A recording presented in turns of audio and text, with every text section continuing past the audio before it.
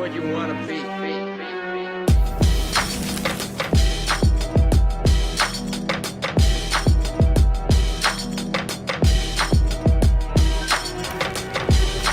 Don't blame me, my business I've been minding. Watching y'all move, I can no longer keep silent. No work, all talk, all play, all day, all wasted away. And I'm the pariah, shit. I've been working for years, trying to build myself a name.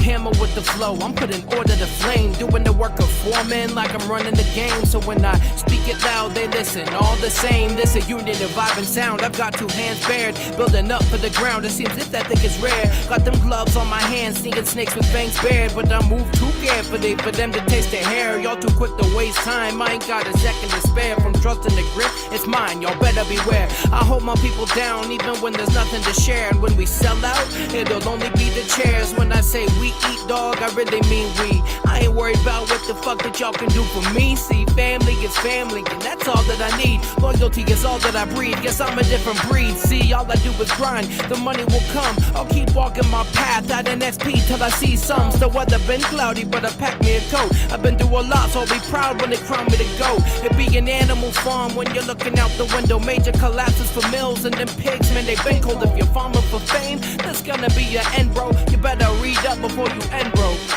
Don't blame me, my business I've been minding. Watching y'all move, I can no longer keep silent. No work, all talk, all play, all day, all wasting away. And I'm the pariah. You can't glorify yourself when you ain't worth shit. So I make sure every track I touch is as real as it gets. But I guess that's just like me, call the realism I guess. I swear I mean it kindly, this is just how I project. Here it's time to reflect. I've been through the days when I couldn't do shit. This is something from nothing like a Disney movie and shit. Bro, look where I began, I've been moving and shit, really doing this shit. This music gave me life like there's a chip on my shoulders.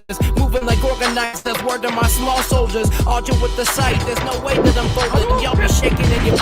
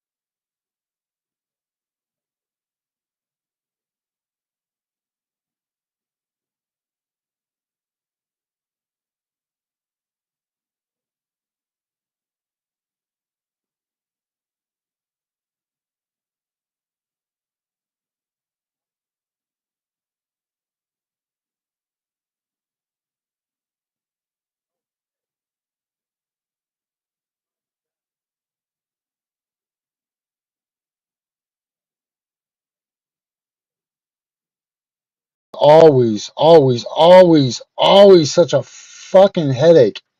Okay, hold on. I think I got it now.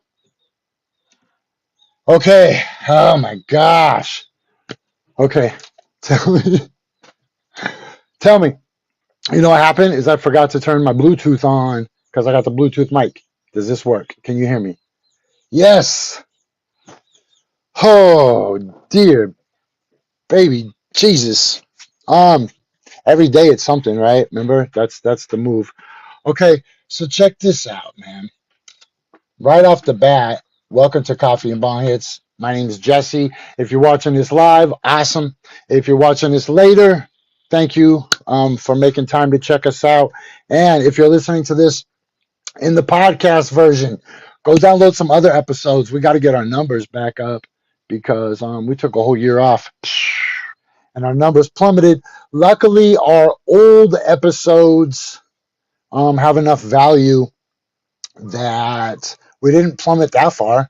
I mean, we're still probably in the top 20,000 in the world out of a million or so. So help us.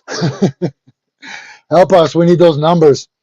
I appreciate it. Go ahead and click heart or whatever if you see this right now, or if you don't, or whatever. I don't give a shit. I don't give a shit. I feel pretty unstoppable. What's up, Big Dave? What's up, Cody Casbine? Lady Amore? Where's Joe? That's what I'm wondering. Where's Joe? Let me see. So anyways, I had a thought this morning, and that is that this show, Coffee and Bong Hits,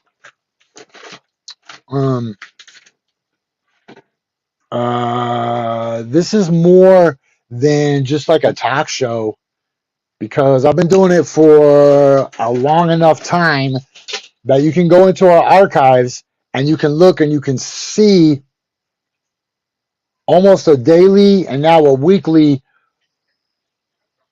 progression of this sinister agenda that is against the majority of society by a small elite group, right?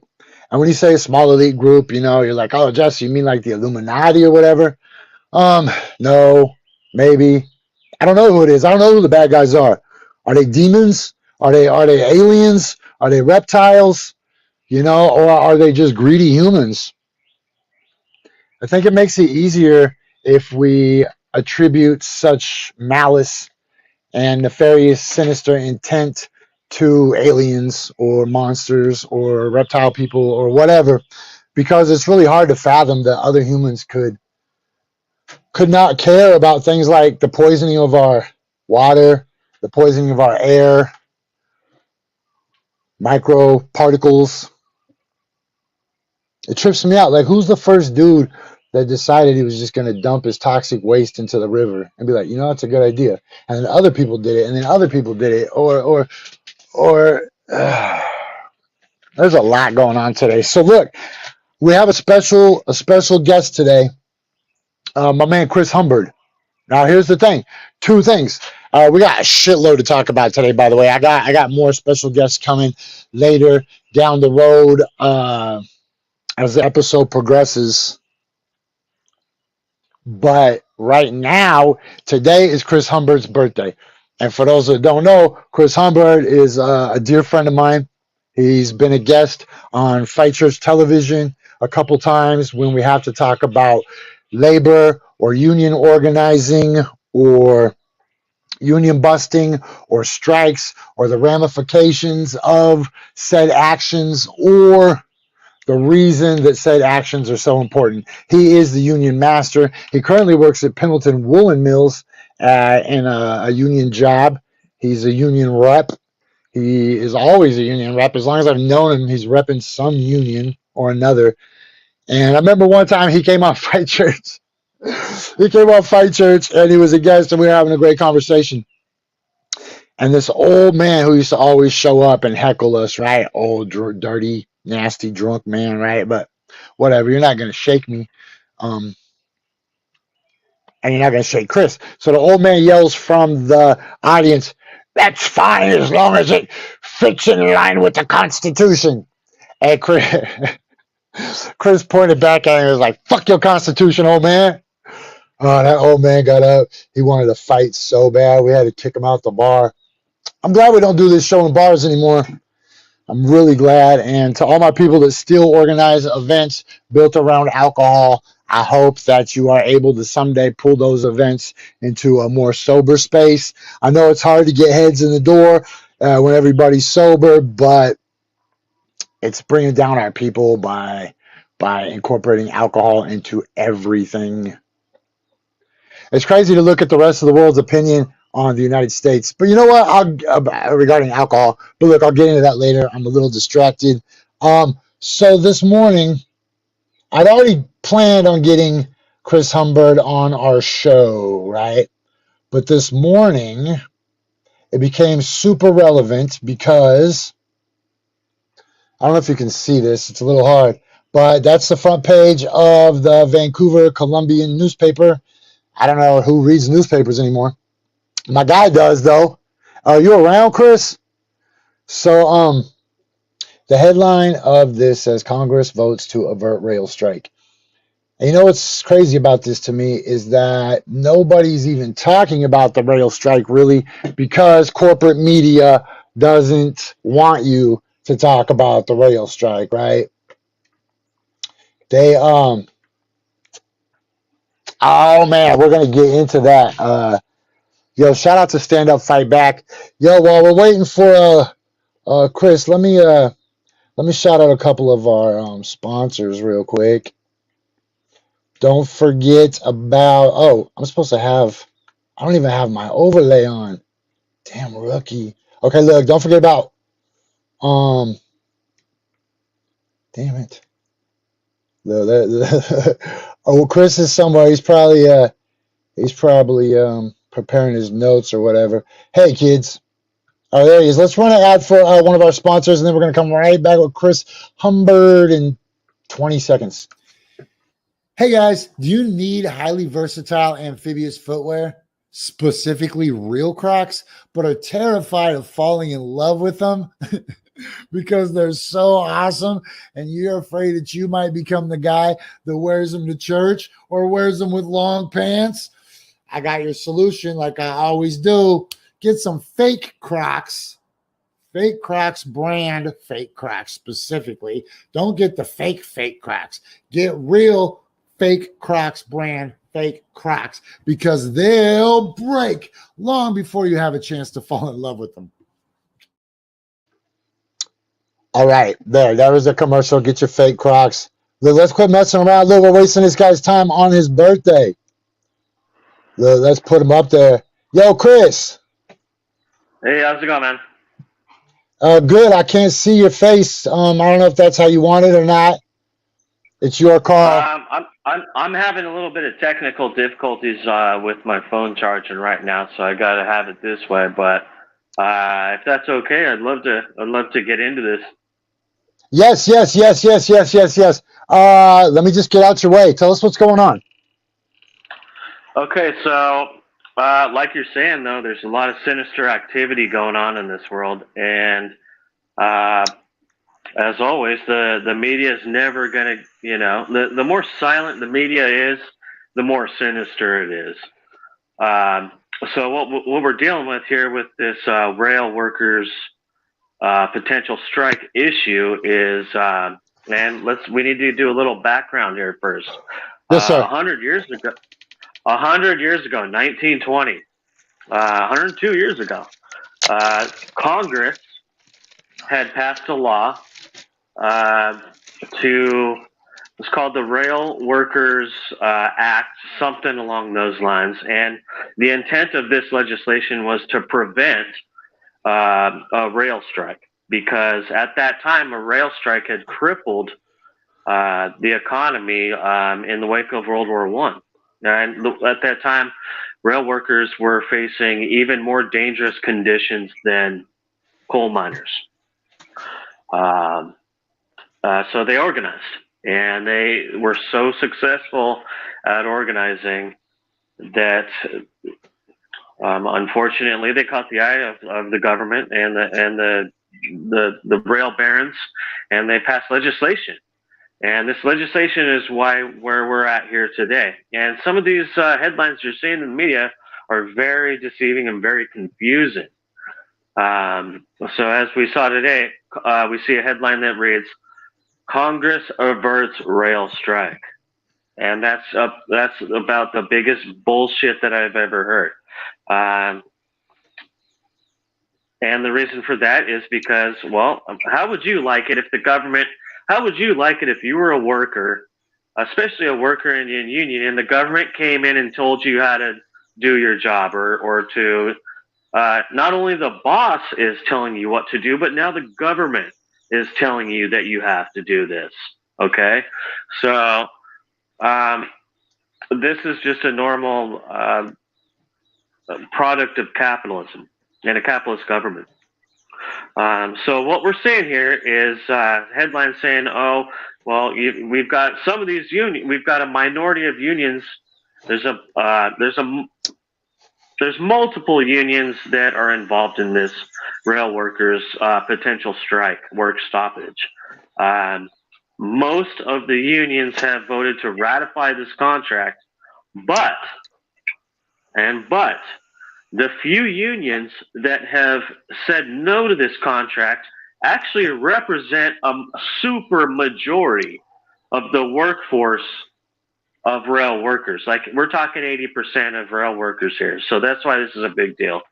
And so here's the details of this contract that they can't agree to. So in the mainstream media, you're going to see reports of, hey, these rail workers are greedy. They're getting a 24% raise. They're getting increases in retirement pensions, this and blah, blah, blah. Well, the one thing they're not getting is paid sick time. And at first glance, you'd be like, well, why would these greedy rail workers be willing to strike over paid sick time? And this is why.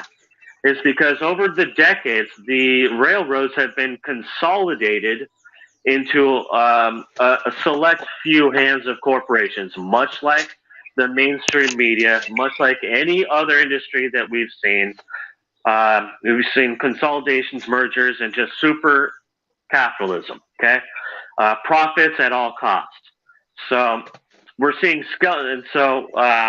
we're seeing mergers of rail companies, rail operators, that's what they're known as, and what they do is they're cutting costs so much, and to satisfy the shareholders and corporate CEOs and corporate greed, that they're operating skeleton crews. They're operating two-man trains.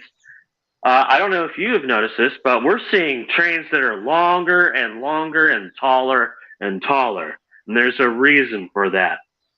It's because these companies are getting greedier and greedier, and the service that customers are getting is going down, and the rates are going up. Just much like we're seeing in every other industry, right? So the railroad workers unions have finally had enough. If they call in sick, they pretty much get fired, because these railroad operators or companies have diminished the workforce. We've gone from a workforce of nearly 750,000 workers to about 150,000 rail workers in the last, I don't know how many years. Okay, so you can do the math on that one. They're trying to operate the same amount of service, if not more, with less workers. Do more with less. Do more with less. We've heard this in every industry. I don't care if you work for Starbucks or you know, Boeing. So yeah, so we're at an impasse.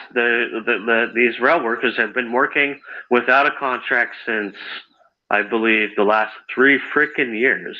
It's almost unheard of for a union to not come to a collective bargaining agreement. So this means that the companies and the corporations, the rail corporations, are just refusing to negotiate because they know they can, because they know that ultimately the government, because of these laws passed 100 years ago, is ultimately going to side with corporations, because the law, in effect, was to prevent a future strike, because they know that a strike is going to shut down the economy. It's going to shut down profits to the top 1% of our economy. of people in this world. And this isn't just happening in the United States. This is happening in Britain. This is happening in Europe. It's not so bad over there because they have stronger unions. But the United States has beaten down unions in this country so bad over the decades that this is what it's come to. We're now at a point where it's the Gilded Age 2.0, and hopefully this is going to be a resurgence of the labor movement 2.0, because we have rank and file rail workers from various unions that are coming together saying, hey, you know what? If you guys vote down this contract, we don't care. We're going to support you. We're not going to cross the so-called picket line, the rail line. We're going to strike with you. And this is scaring the absolute shit out of the federal government and out of the capitalist owners of the rail lines, of our nation's rail lines, which should actually be nationalized and put into the public hands, put into democratic hands. The rail unions are calling for nationalization of the rails because the capitalists, the corporate rail owners are just botching, just completely botching the rail system. They're screwing over customers. They're screwing over Amtrak. And they're screwing over the workers. And they're screwing over their customers. They're not acting in the national interest. Yet Congress is saying they're acting in the national interest to bust the union and to impose a contract on these workers. So this is pretty much where we're at. So what we're doing in the labor movement is trying to build, before I go any further into that, I would like to add that there's many unions involved in this struggle, and they're called craft unions. And craft unions are kind of like these esoteric, craft unions where, hey, I'm a skilled worker and fuck you. They don't really have solidarity with the next union. They can sell out and do their own thing. Well, what these rail workers are now trying to organize is a one big union, an industrial union that encompasses all rail workers, so they can all act in solidarity, so that they can all go on strike, and so that they can all get the benefits of what they reap. They want a wage scale that is online with the profits that they produce, which in my mind is almost revolutionary. And Okay. I don't know, Jesse. Go ahead. Oh, sorry. We're starting to run out of time a little bit. We got a couple minutes left. Tell me, okay, first of all, explain to me what a wildcat strike is. A wildcat is an unauthorized strike that is unauthorized by the leadership of the union. Okay. So then just tell me in like a minute, what would it look like for a rail workers strike? I mean, that would mean there's nothing in the stores. There would be no Christmas presents. There would be no Christmas trees. There would be what? Tell me what that would look like. That's right. That's absolutely right. All of the above. No, nothing. Everything would come to a complete halt. Okay. This is similar to the port strikes and lockouts that we saw with ILW. This is a choke point of capitalism. And once the Christmas presents stop flowing, I think that Congress would act to give these rail workers 7 days of paid sick time. How long do you think that might take? Do you think? Do you think honestly, I don't know much about the history of labor unions. You know that as long as I've known you, I've always deferred and brought you on as my expert. So being the in-house expert on the history of labor movements, are we talking this will hold out all the way through Christmas, no matter what? Or I think that Congress would act, if there was a strike to happen, I think that Congress would act immediately in favor of the union. and get them back to work with the benefits and the life protections and life quality, paid sick time that they need. Okay, Because they have that much power. is a wildcat strike protected by the union contract? Like if I was not. No, it is not.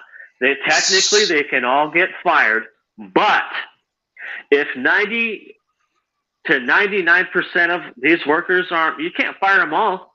All right. So that's the beauty of a wildcat strike, is it only works when you have the vast majority of rank and file militant union worker support, because that means we need a change in the union, and the union can't stop it. The company can't stop it, and the government can't stop it unless they're willing to, send the National Guard in and shoot them, or to quell it by any means necessary, which we have seen before with the coal miners. But that being said, I don't think that's very politically expedient for the Democratic Party at this point, or the Republican Party for that point, or any political party in government. So direct action gets the goods. If the rail workers are united, and at this point they seem to be very united, and if they do wildcat, I think they can accomplish their goals within the first 24 hours to 48 hours to avoid a further disruption in commerce. Okay, I'm going to bring this up, and I don't know if there's a smooth way for me to bring this up. When you spoke about political parties, now I'm not a partisan person. I think both of our presidents, the one we have now and the most recent president, Trump, I think they're both traitors to our country. But it's weird because if this was Donald Trump doing this, you would have such unified support against him that it would be easy to leverage, right? Because people would do anything to protest against Donald Trump, right? But there's a blind spot that people can't see, that both parties sell them out over and over and over again, because they have like a sports mentality or a Hollywood movie mentality where one of the people has to be the protagonist instead of that everybody's an antagonist, right? AOC, Cori Bush, other members of the squad, a lot of Democrats, a lot of people who ran campaigns on being pro-labor, being pro-union, they voted against the union. They voted against the workers. And people they're not even talking about it because it goes against the narrative that their team is the good guy, right? It's the same as people will publish a fake story and just say, oh, well, it doesn't matter because it's somebody I don't like. But when it comes time to be accountable and be an independent thinker, good luck getting a vast majority of people to go against President Biden, right? You're absolutely right, Jesse. And, it's unfortunate because, if it was Trump doing this, we'd have everybody in all hell breaking loose and having 100,000 we'd have 15, 20,000 people in the streets of Portland, Oregon right now. But unfortunately, we have a Democrat named president, and we have a bunch of liberal apologists that, are just going to downplay this. And it's really just, this is why we need to break. This is why labor needs to break with the two-party system. This is why we need to break with the Democratic Party and form our own political party that's going to fight for everyday working people. It's crazy.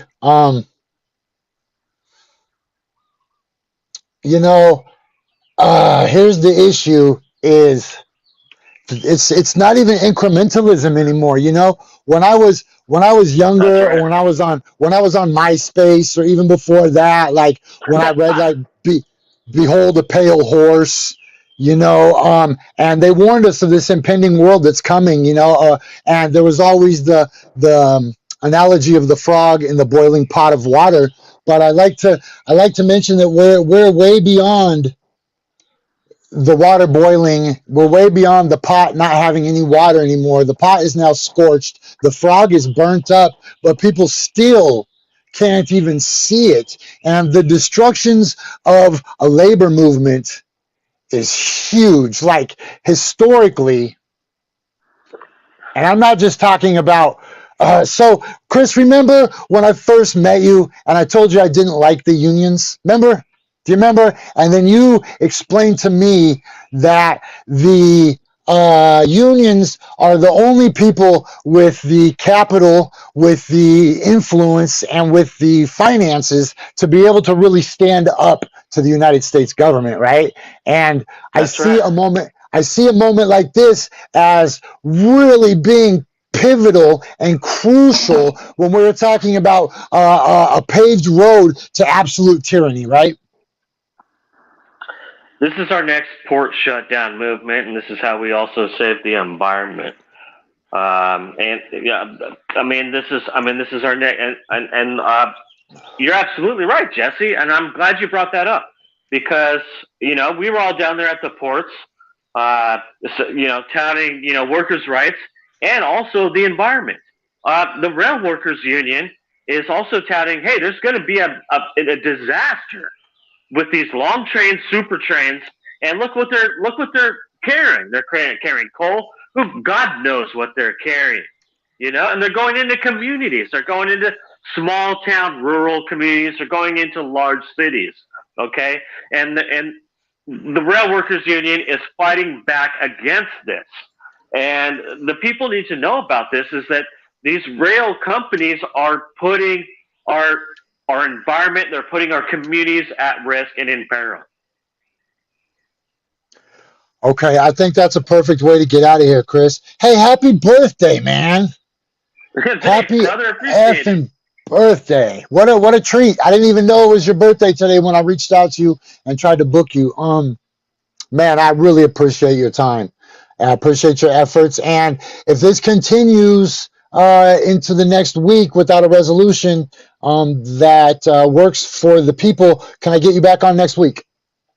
Absolutely. And let your viewers know that there's a rail yard near you. Go down there and support them right now because they're probably out there.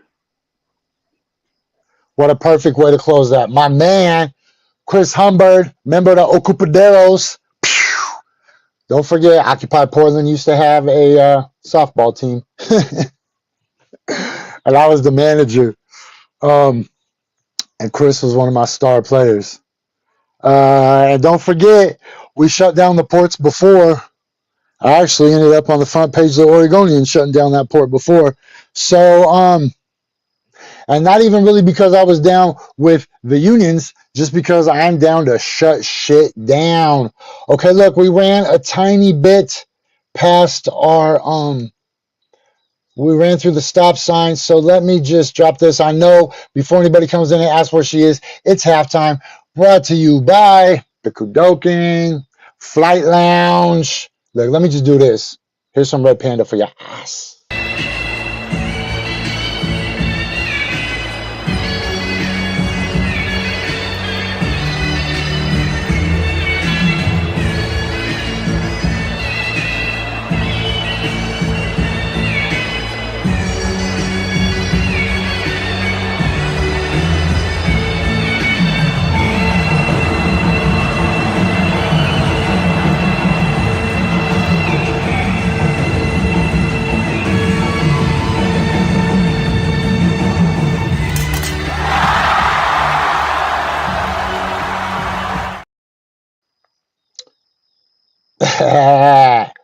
All right, welcome back to Coffee and Bonghits. My name is Jesse Sponberg. Thank you to Chris Humbird, who just gave us a fantastic interview. Yo, people don't even understand, and people aren't even really talking about it, and nobody seems to care. A rail strike 3 weeks before Christmas. People couldn't even handle running out of toilet paper. Remember? Remember? Okay, so there's a couple things I want to talk about right now. First, let me pay a bill real quick. Yeah, you don't need a mullet on your head if you have a mullet in your heart. Oh, let me say that again so that I can make sure to just click off of that. Right? Hold on. Look, you don't need a mullet in your hair if you hold on. Yo, check it out. You don't need a mullet on your head if you got a mullet in your heart. Sick one, polarized, UV, customized fashion eyewear for the sophisticated man.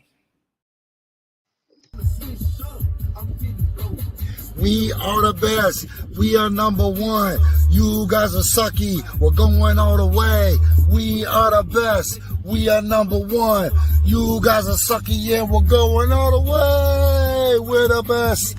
We're number one. You guys are sucky and we're going all the way. Hey, we the best. We number one. You guys are sucky and we're going all the way. Okay. So here's what I want to talk about. It's I thought this was a stupid phrase when I first heard it. It's called Trump derangement syndrome. And it was really brought up. It was really brought up indirectly by in that last interview with Chris Humbert, because like he agreed with me, if this was Donald Trump in this position who worked to bust the unions and worked against the union people, then it would be like the most important thing in the world to everybody, and it would be talked about incessantly, and it would be the top story on every news station, right? Donald Trump refuses to give sick leave, encourages Senate and the House to vote against it, right? And it happened. It's not imaginary, right? It's not imaginary. It's really happening right now, right? So here's the thing. Because the person that people think is the good guy, Joe Biden, who's not, neither is Trump. There are no good guys. But since everybody thinks that their good guy, did it, that it must be a good thing for this country. And they will defend it tooth and nail. The same as what's going on in Ukraine. And I know you're wondering, Jesse, why haven't you talked about Ukraine yet? There's going to be plenty of Ukraine talking in just a little bit. But we got to segue it, right? There's a lot of shit going on in this world right now that all has to be compartmentalized. And we're not really into chasing headlines, except there's a lot of headlines that are intersected right now, right? For example, Kanye, Alex Jones, Nazis. Look, Nazis in Ukraine is trending on Twitter right now. I mean, the world's waking up. And what's crazy is how many people told me that I was just a useful idiot. I've been trying to tell y'all motherfuckers for 9 months. And everybody's like, oh, Kanye, he loves Nazis. But, the thing about that is that's bad. Right. Obviously. But what I'm wondering is if there's so much outrage for this act and this statement and this revelation during that interview, where's the outrage for the $100 billion? $100 billion. Are you fucking shitting me? We've given $100 billion. $100 billion, just short of, right? To real Nazis in Ukraine who are terrorizing the people, who are taking those weapons that we're giving them with zero accountability. We're literally just making it rain like fucking Oprah, right? You get a machine gun, you get an anti-aircraft missile, you get I don't even know what all they're giving them. I've seen the list, but That's not my thing, right? So those weapons are being found all over the world already. Just wait until that shit's unleashed. So here's the weird thing. So Kanye, being in the middle of this madness, back to back, goes on 2 talk shows with the wackiest people, right? Like Tim Pool and Alex Jones are like well known for being disliked, disrespected,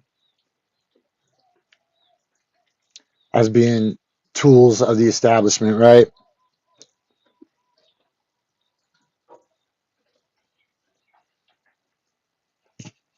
I mean, Alex Jones tries to say that he's anti-authoritarian, and he did warn us about Bohemian Grove a long time ago, but he's widely disrespected as a journalist. Anyways, that's not the point. I just want to clarify that. Got to give the man his roses. So Kanye picks these 2 terrible shows, shows up with a fucking face mask on, and says the wildest shit in the world. And you think I'm going to have an opinion on that?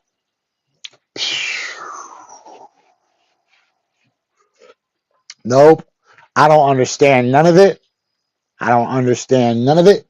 I don't understand none of it. Elon Musk, Kanye, Alex Jones, those people live in a world that I don't understand and nobody understands. And everybody's trying to have an opinion on it and everybody's trying to have a take on it. Right. Smart people, just watch. Just watch, right? Like, it's not that important to have an opinion about every single thing if you don't have enough information.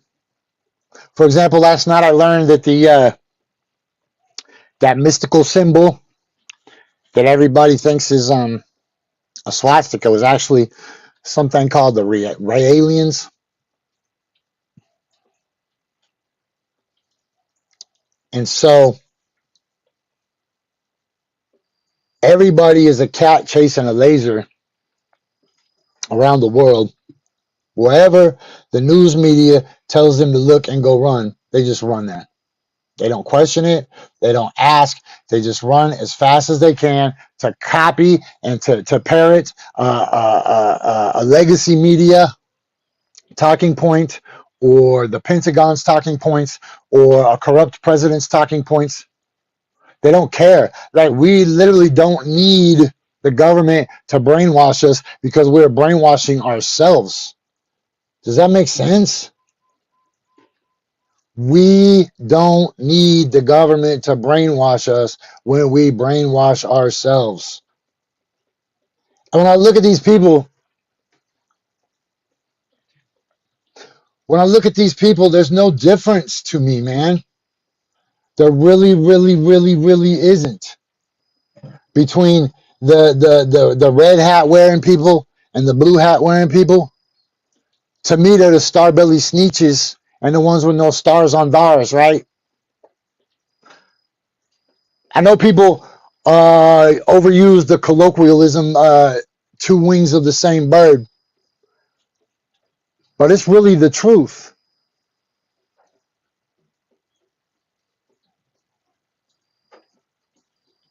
It's those motherfuckers against you and me.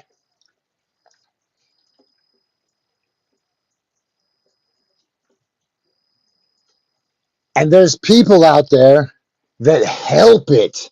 They help push the New World Order or the end of society or the destruction of our country.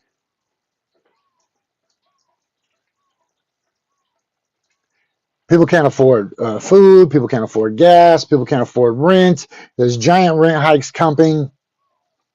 Congress pretends to argue back and forth against each other. You know, they say that Elon Musk could have cured world hunger for what he paid for Twitter, right? Let me see if I got is this it? Nope, that ain't it. That's a good one though. Nope, that ain't it.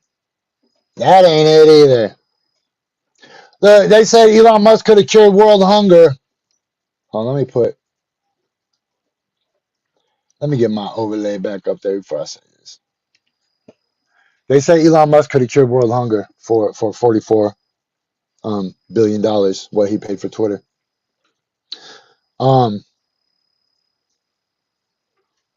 We gave double that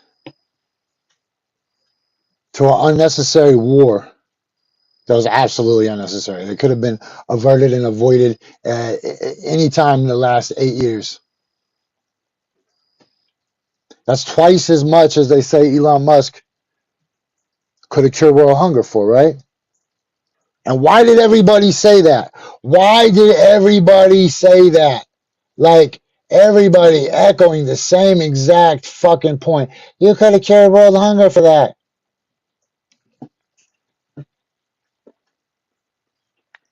Why is everybody just so willing to let other people do their thinking for them? Like, do you know how fucking easy it is to just Google something and read 3 or 4 articles about it from conflicting sources, and then you can begin to develop a sense of what's going on because you get perspective, but people don't want perspective because honestly,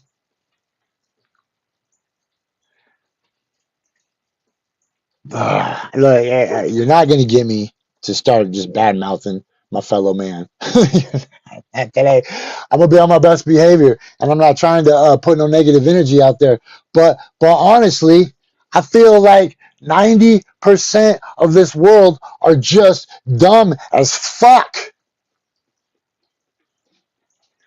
But they think they're smart because they know the difference between your and your. Right? And those people, the ones that the ones that view themselves as slightly smarter than the average person, remember those people are on a precipice because they live on the cusp between just smarter than average and average. And so it's really easy to get those kind of people to push a narrative, and then nobody will ever change their mind. That's the problem. Nobody ever has the character to say, oh, damn, I was wrong. Speaking of which, sorry about the whole COVID thing. Man, it's all a lie. It's all fake. Look, I got a guest coming on here in a minute to talk about some real shit. We're gonna intertwine. We're gonna try to unwrap some crazy shit. Nobody else is talking about Balenciaga. My guest is gonna talk about Balenciaga. Lots of people are talking about Nazis in Ukraine. My next guest is gonna talk about Nazis in Ukraine. But first, I'm gonna tell you guys what happened to Papaya. So, Papaya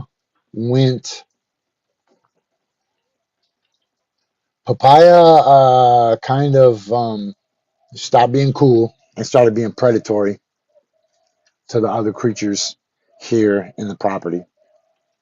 And I kept giving her opportunities, and I kept forgiving her and enabling her.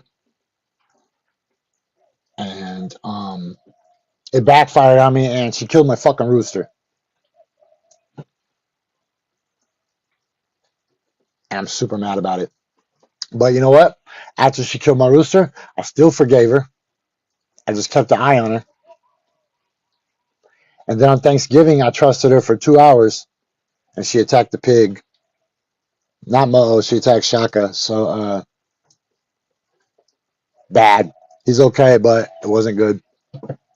It wasn't good. Fuck, I'm super distracted right now. All I want to do is just yell at these people that I have to coexist with while I just watch them fucking nonstop just ignore what's going on in this world. And literally every day, all they can do is just talk about Donald Trump. That's all they do. Every day. They just sitting there. Nobody says nothing. And they go, remember when Donald Trump said Kafivi? Oh, he gets 30 likes. All these brainwashed fools are like, oh, yeah, he's dumb. He's a traitor. Meanwhile, there's actual traitorism going on. There's actual union busting. There's actual arming of radical militants again. And we never learn our lesson. Motherfuckers knew they were Nazis before this war even started. You can go and find literally hundreds of articles that were written before the invasion that lets you know we knew they were fucking Nazis. We've always known. The Nazis never really lost World War II. They just regrouped. And here they are. And I've told you guys before Ukraine even started, I know I've shared on this show how traumatized I was as a youth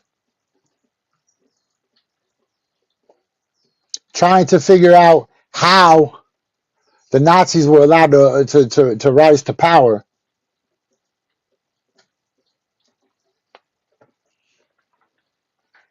Like how did people allow it to happen? I couldn't figure it out. Like I'm even right now trying to explain it. I'm a little speechless, trying to find the right words because I was just a kid, right? And they showed me the bodies and the black and white footage. And I don't even remember exactly what they showed me when I was little. It's all just a blur of confusion. Like there was really an army of people that just murdered other people for who they were. And people allowed it to happen. And then I learned that motherfuckers actually let Germany host the Olympics. And then I learned that the New York Times wrote articles that actually said the Nazis were no big deal. And my whole life, I've just been like, how is it possible that this was allowed to happen? And then I became a grown-ass man, which I am now, and I see it. I watch it. I see it unfold. And it's nuts. It's crazy how many people showed up in my life, in my monkey sphere, in my periphery, in my comment section to defend the fucking Nazis, to say they weren't Nazis, to minimize their influence. Like, motherfucker, how do you know?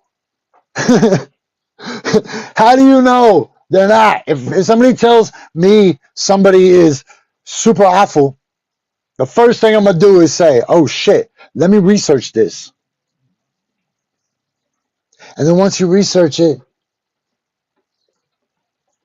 you can't miss the conclusion, right? Does that make sense?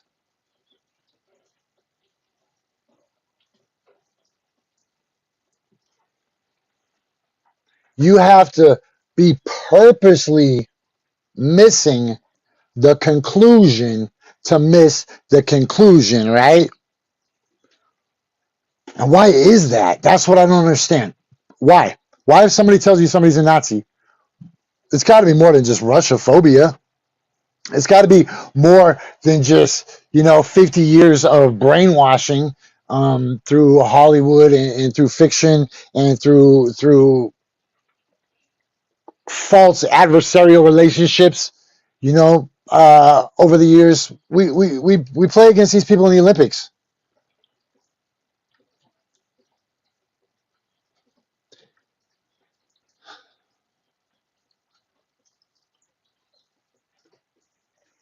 And now that I'm in the middle of this as a grown ass man,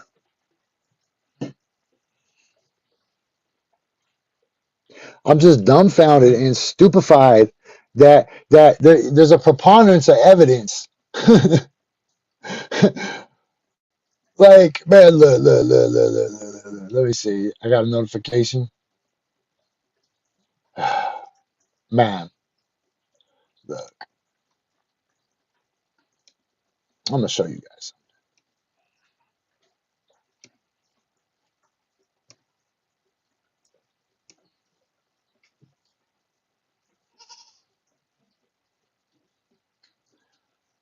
Yo, so here's the shit, yo.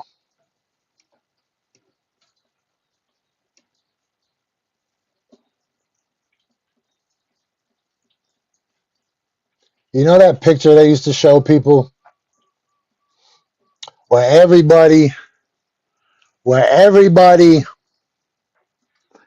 is saluting Hitler, and then there's that one dude that stands like this.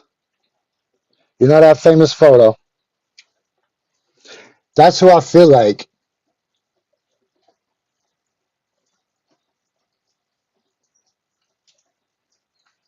It's like, yo, you don't have to, oh man. I think my laptop just froze up on me. I'm running a lot of different information through here. Let's see what happens. I'm gonna keep talking, but yeah, it just froze up for a sec. So hopefully you can still hear me while I just ramble. And there's getting back to my point about being that one guy that didn't salute. I always promised myself when I was younger that if ever that shit happened to me in a world that I lived in, around me, to people, that I was going to make sure that that it was exposed, that the fire alarm was rang, that it wouldn't happen around me, that it wouldn't happen with my silent complicity or my silent complacency.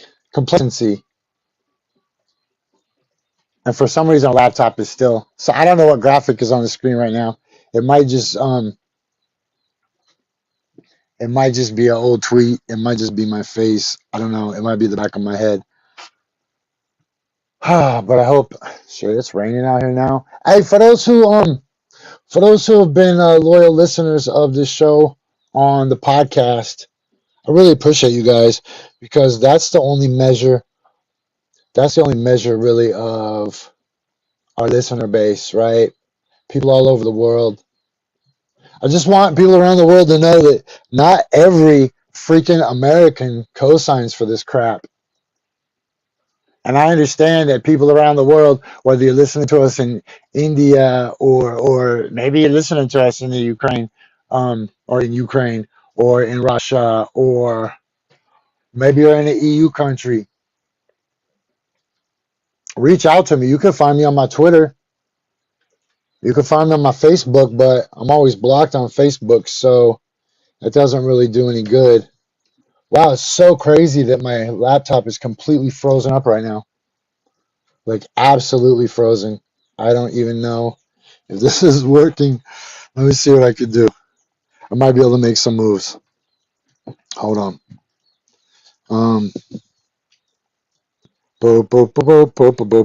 I gotta fix this before my guest comes on, because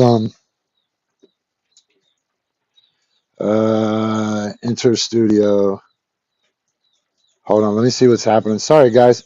It's rough out here. I'm having trouble keeping my thoughts together while I'm having trouble keeping my thoughts together while I'm navigating this. Oh, look, there's two cameras. Okay. I don't. It's so crazy. I even pushed Control Alt Delete on my laptop. Control Alt Delete. Does that work anymore? Was that from like 1970? Okay. Oh, this is so whack. Why is it always something? I can't even get my arrow on my laptop.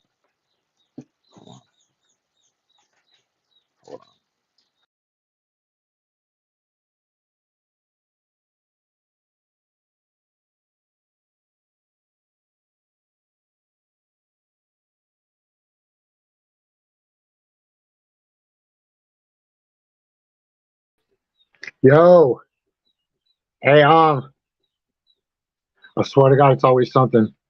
Hold on. Let me see if I can get back in here. Okay, boom. I'm, I think I'm back in. Can you hear me? Looks like your mic was unplugged. Okay, settings, audio, microphone. Boom, boom. That's the one we want.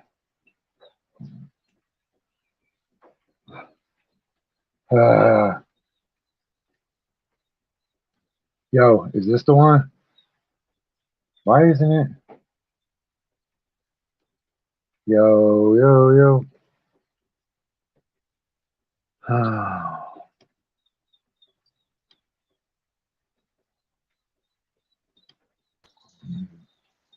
Okay, hold on. Let me try something. Audio. Yo, it says my audio works. It says my video works. But my camera isn't working. God dang it, it's always something. Okay. Yo, it says my boom. Dude, this job is so hard. You know, most people who do a show like this, they have a crew. Right? They got one dude that pushes the buttons. They got one dude that changes the cameras or whatever. It's just me. That's why I'm not even running any other cameras. I swear next week we're gonna have so many cameras. I'll be able to walk around the yard and continue to do the show, no matter what the cameras are. Okay, so I have a guest coming up here in a minute. Let me see what happened to her. She was on last week, and people seem to like her.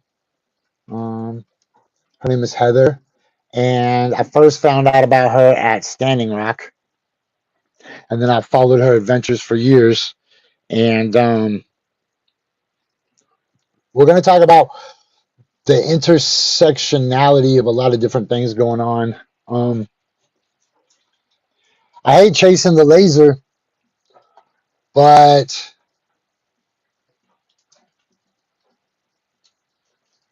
I mean, we're going to have to talk about Ukraine. We're going to have to talk about Twitter. We're going to have to talk about Elon Musk. Right? So let's see. Every time I go to my Twitter, shit goes wrong. So let's not do that. Let's go to my TikTok. All right?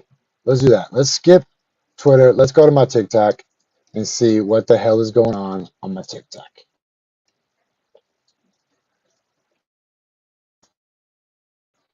Up. Oh man, did we freeze? There's a chance. There we go. Add to stream. I'm asking a lot of my laptop right now. Okay, look, it says the dark truth about Christmas. Don't care. The unmute. Hold on. X. Sorry.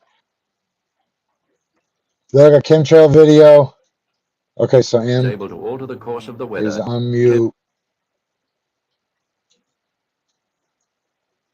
What would G say about? You know what? I'll skip. This is all right now, but I could recover. Yo, my laptop is struggling. Like, yo, son, could you making us do so much work? Okay, let's try that. Let's close a couple windows. Yo, you ready, Heather?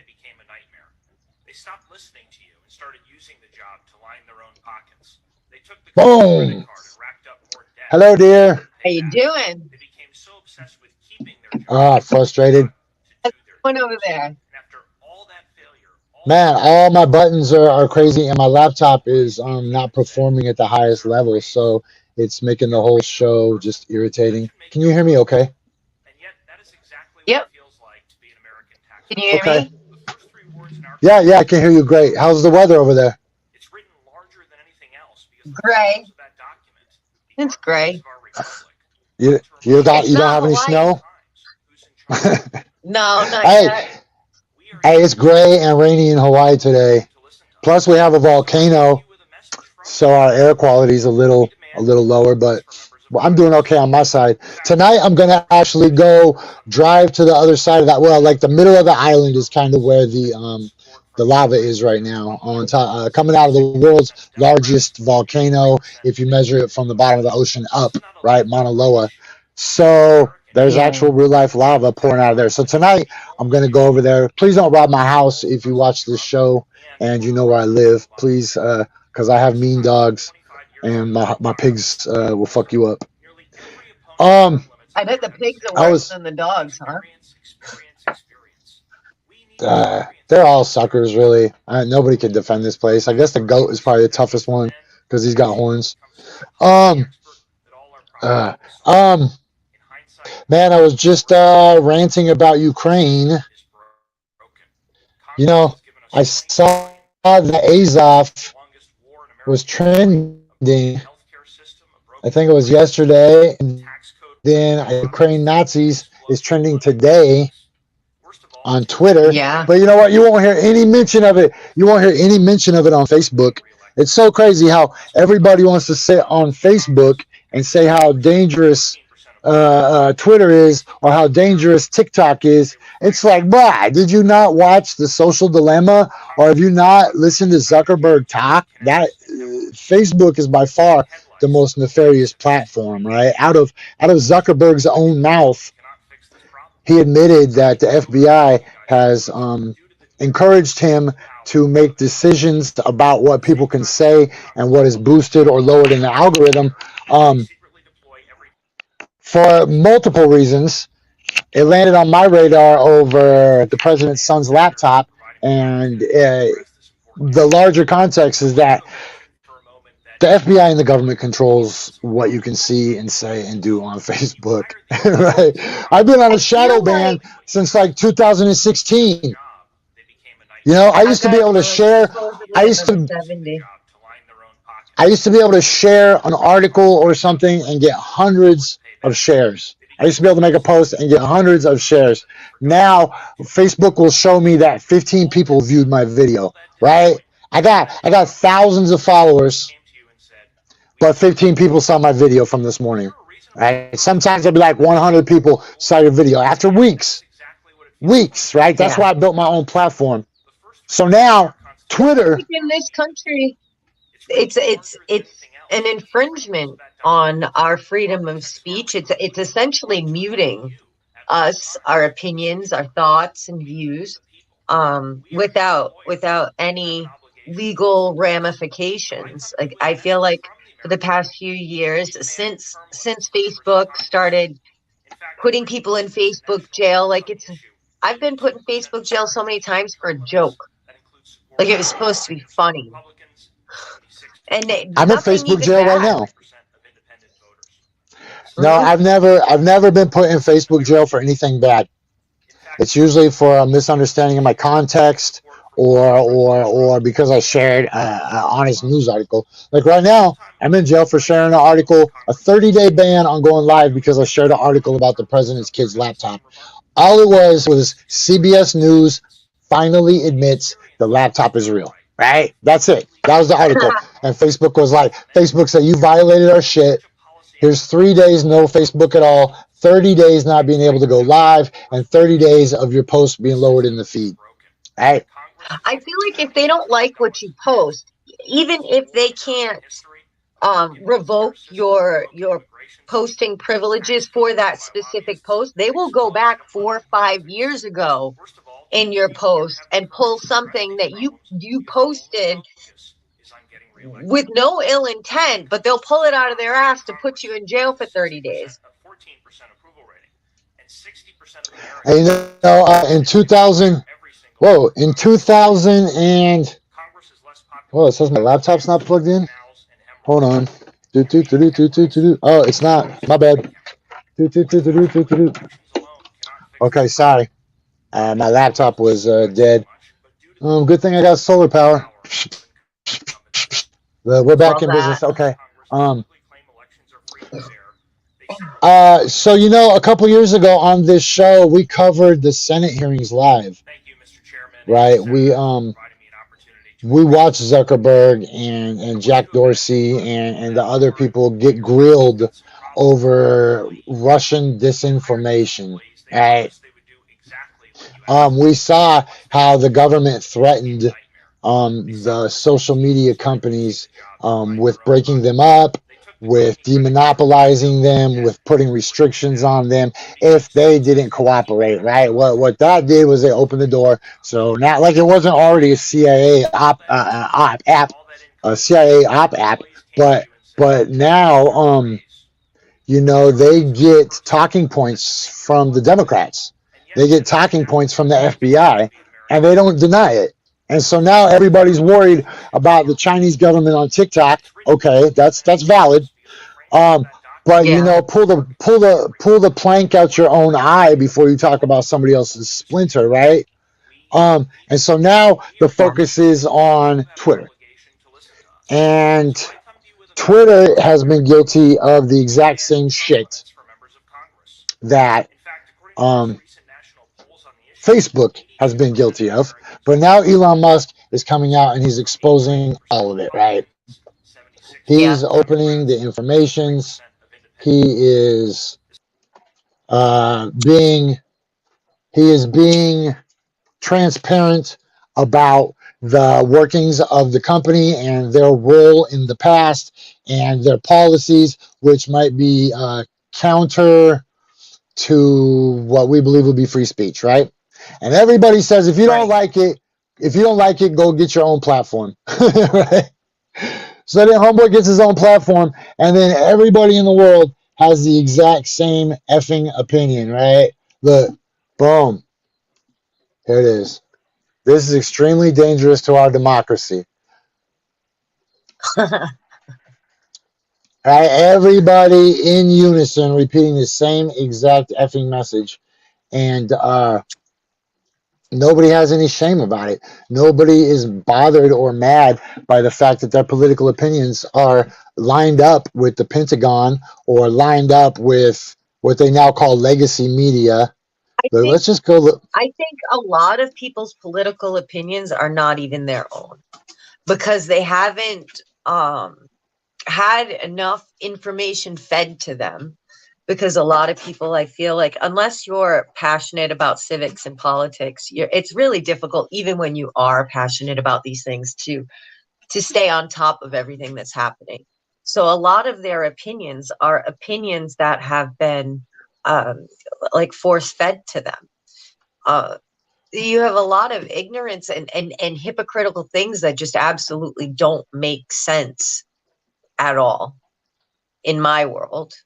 Like we can start at either the Balenciaga stuff and the outrage over these ads with the children and the S&M bears and the court case that was under the purse and another one of their advertisements, and then these sadistic books that they posted in their follow-up advertisement after they took the initial upsetting one down. You know what? Nobody. Outraged. I'm sorry. We're so outraged on this, but all of the people who frequented Epstein's Island, we've yet to see anybody charged, any like ongoing investigations as to who his customers were, what happened with all of these girls. and who's taking care of their aftercare, because you don't just walk away and live the rest of your life after going through stuff like that.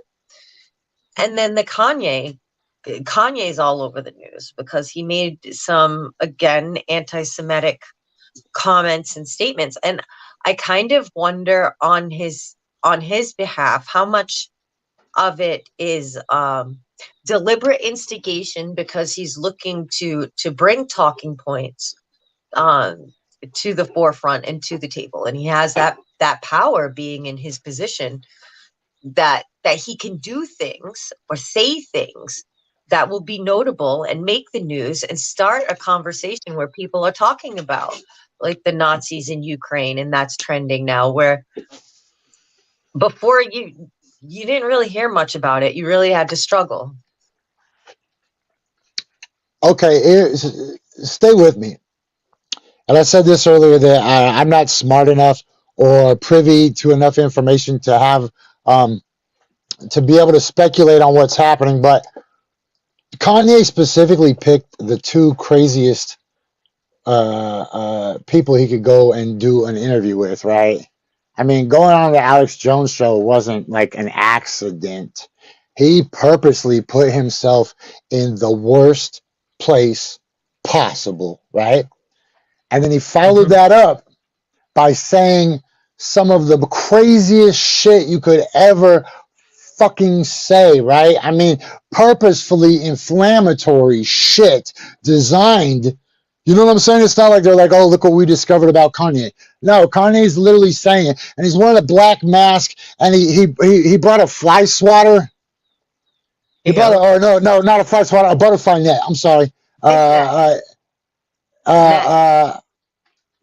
for Netanyahu, and he made those stupid voices, right? So either we're dealing with a person that is terribly, terribly, terribly mentally disturbed beyond belief, right? Like somebody screaming on the public bus or pissing their pants downtown, or that wasn't Kanye. Right? You're right. You know what I'm saying? Somebody took him over, killed him, made a body double. Like that guy said. And somebody else is doing this. Or three, this dude really thinks he has a plan, and I just can't see it. Right? Like, I mean, he sacrificed everything. Yesterday, he picked one day and sacrificed everything that he ever had. Right? Except, you're right, though. I didn't really think about, like, what if it wasn't him?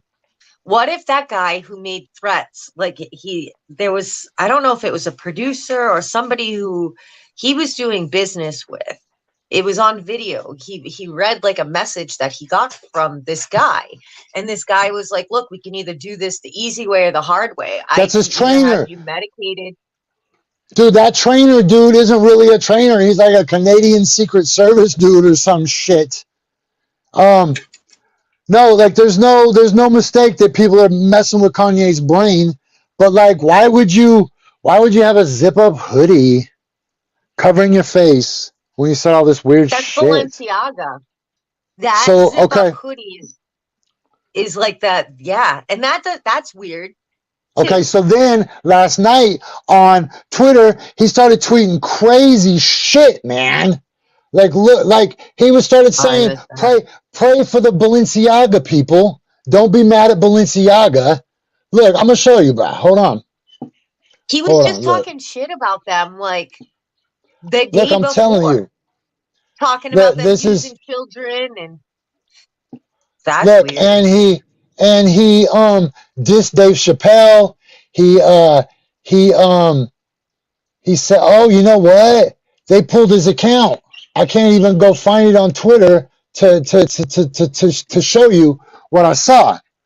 I should have screenshotted it. I didn't even think about that. Look, so he started defending Balenciaga, started saying it's not these people's fault. Jesus loves everybody. What about the people that sew the costumes or some shit? Then he started exposing that Dave Chappelle stole his jokes from this dude named Owen, And I was like, what? I looked, sure as shit. Dave Chappelle did steal some jokes from a dude named Owen. And then, man, I can't even tell you everything that I fucking saw last night. Like, why would somebody, what is the strategy behind saying the most inflammatory shit? Oh, then he posted a picture of Chris Paul and said, hey, guess what? I caught this dude with Kim. Like, he literally is just shooting a machine gun straight up in the air right now, right? And all I can do is just threat. all I can do is just watch it. Just watch it and try to just think how crazy it must be to be one, a black man, two, just a rapper and a producer and an entrepreneur dude from Chicago, right? Who is now in this fucking world where you're bumping elbows with people that could literally have you murdered easy, right? Like you know, Kanye came out and said that Hillary Clinton calls Kim and tells her to tell Ye what to say. Like, I called him Ye. Look, I've never been a Kanye fan. I don't own no Kanye's music. Heard that. I don't bump. This is when it happened first. Look, first they asked Kanye, they said, how close are you guys in the Clintons? He said, close. They said, how close? He said, real close. They said, how close? He said, close, like they can just call Kim and say, hey, tell Kanye to say this about the vaccine. Like, it's so crazy. And here's the thing. Everybody in the world has an opinion about Kanye because they get their opinion from corporate news, right? So they're just so willing to regurgitate it, and then the narrative is wherever they want it to be, right? Yeah. Not me. It's too important for me to never be wrong about shit, for me to put my journalistic integrity into a lot of speculation, right? I have no idea what these rich, elite people that have probably most certainly met aliens, right? They probably have seen the reptile people eat fucking rats. It's a whole world I don't know nothing about. I'm just a simple dude. I can't speculate. Like, why would you go and purposely, like, if you just went to a stranger and I was like, what's the worst shit you could say in the whole world, right? Kanye script. Kanye just said all of it. Why? What's the plan? Why would he sabotage himself? And you know, so that a lot of people. So that they can't.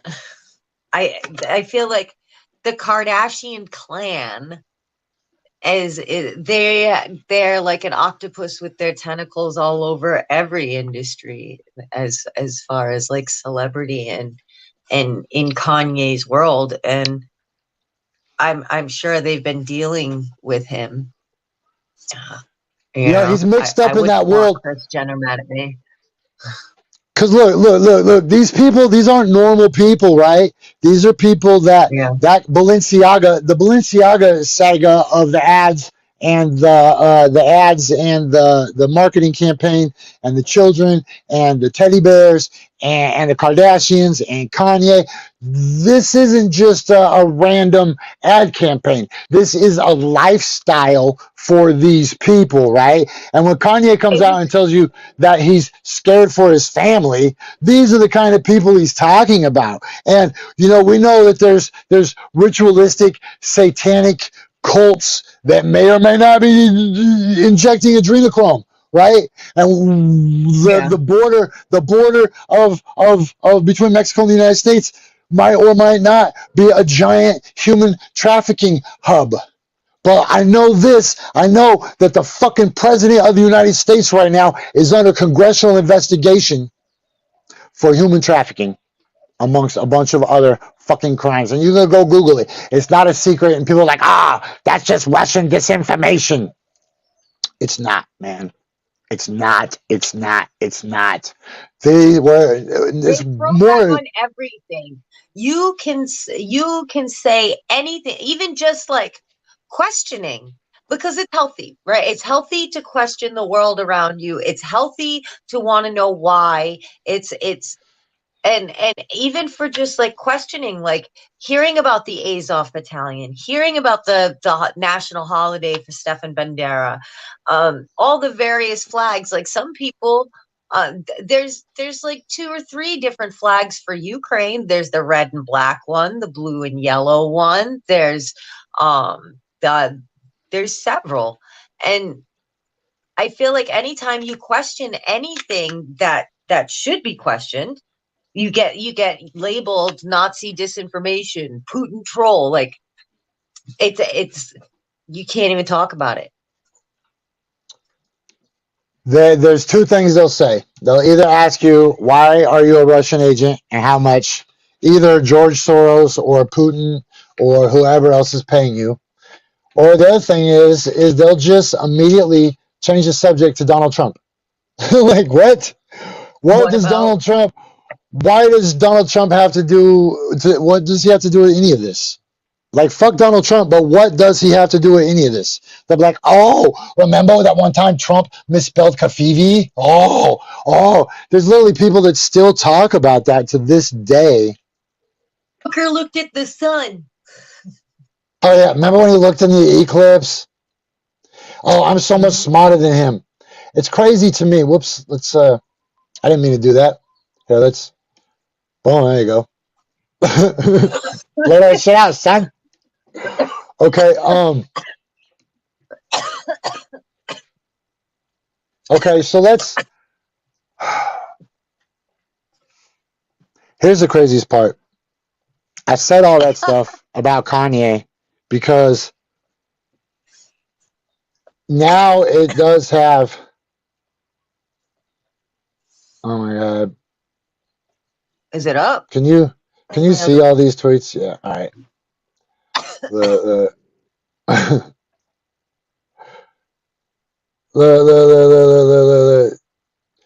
This guy, Jeff Tedrick, one of the biggest fucking tools on the whole internet.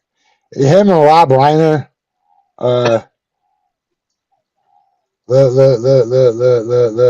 So, okay, we can't escape this no more. Look what the fucking Nazis are doing right now. He banned the Orthodox today. So, look, first he banned other political parties. Then he banned news stations and TV channels that weren't aligned.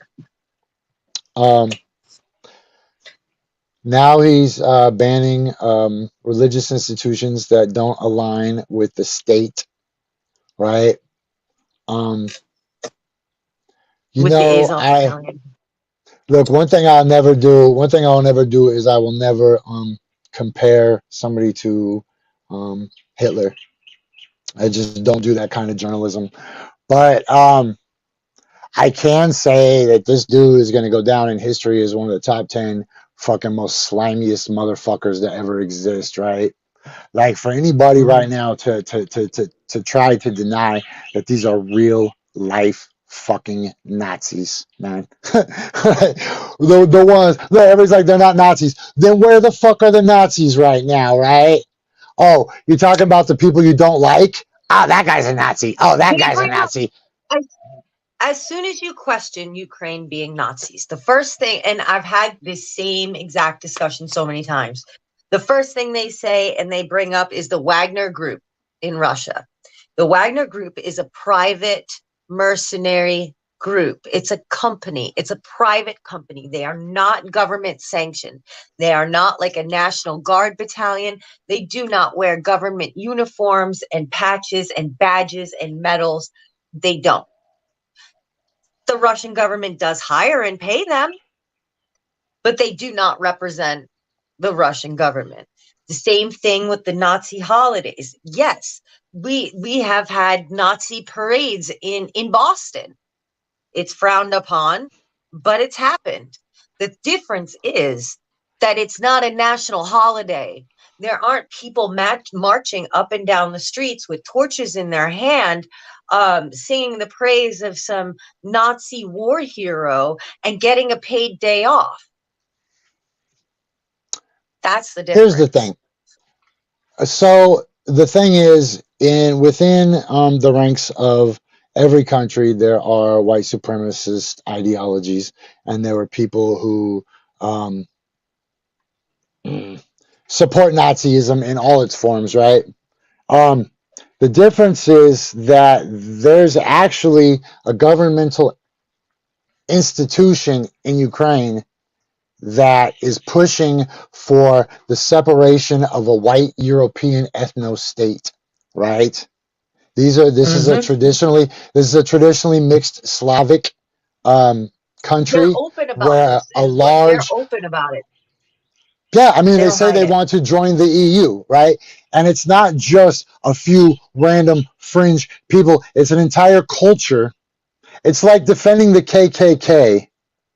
If if if um if the KKK uh suddenly had political candidates, which they have in the past, right?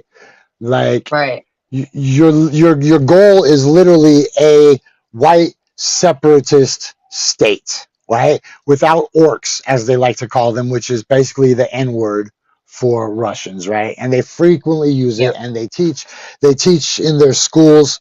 They teach oppression. There's continued violence, and this is institutional. This is state sanctioned violence, right? These 14,000 dead people in eastern Ukraine are all Russian people. And even right now in the battle for these cities over there, Mm-hmm. Ukraine is just firing with no discretion at civilian entities because that aligns with what they've been trying to do this whole time, right? They're trying I to do want to ethnically bring up a cleanse. point And that one they, last thing. One last thing that's yeah, really important is context, right? So we do have a Nazi influence in the United States, and there might be right. a Nazi influence in Russia. But the fact is that both of those governmental institutions are the ones that destroyed the Nazis before, right? They've never been Nazi groups. In the Ukraine during World War II, 1.5 million Jews were slaughtered by other Ukrainians, right?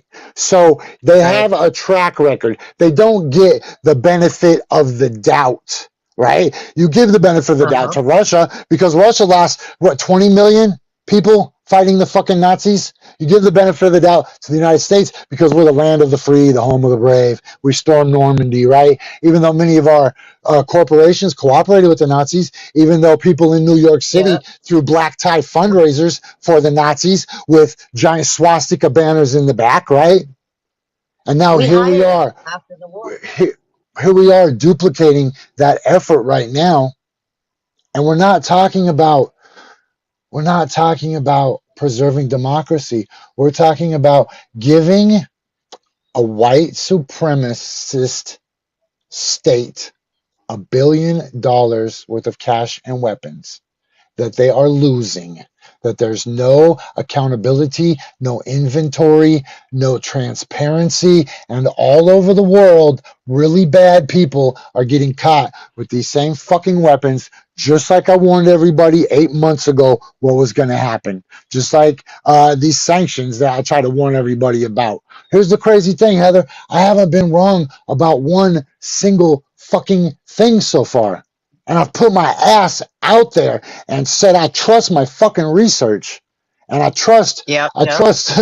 right? Oh God, this is Yeah. gross to me. I mean this picture. Hold on, boom. Who could Oh. even wear a black tie right now? Like it's the end of the fucking world, and motherfuckers are wearing black ties and dining on expensive meals and laughing at the peasants, right? What But really concerns me is we are hearing and reading a lot of these reports about Ukraine firing indiscriminately at civilian targets and buildings, and I've read that a lot of that is because they're misusing the weapons that we've sent.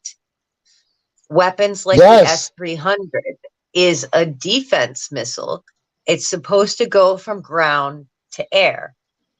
They're using it as an offense weapon, as a missile, and going from ground to ground. you lose almost all navigation capabilities when you're using the missile that way. It wasn't designed to operate that way. So they are unintentionally hitting a lot of civilian targets, but also intentionally doing so. I feel like a lot of times trying to incite the rest of the world's sympathies and support. Yo, what's up with that? What's up with the eyeballs? The animal eyeballs being sent to the embassies? What? Oh, is it eyeballs? I don't know. What was it? What's being sent to the embassies? Supposedly there were threats. And the what one was in the in threats? Madrid, there was very specific threats, but I didn't read exactly what they were. They just said that they were very specific threats. Okay, well, hold And on. the package, we don't have to do that. Look, we can just go figure it out. It's weird that nobody's talking about it on in the world today, though. Like, I don't see anybody. Because did you see that package, Jesse? The package that they said blew up. The guy didn't even get a paper cut. The cardboard's not even torn. Yeah, tell me about that.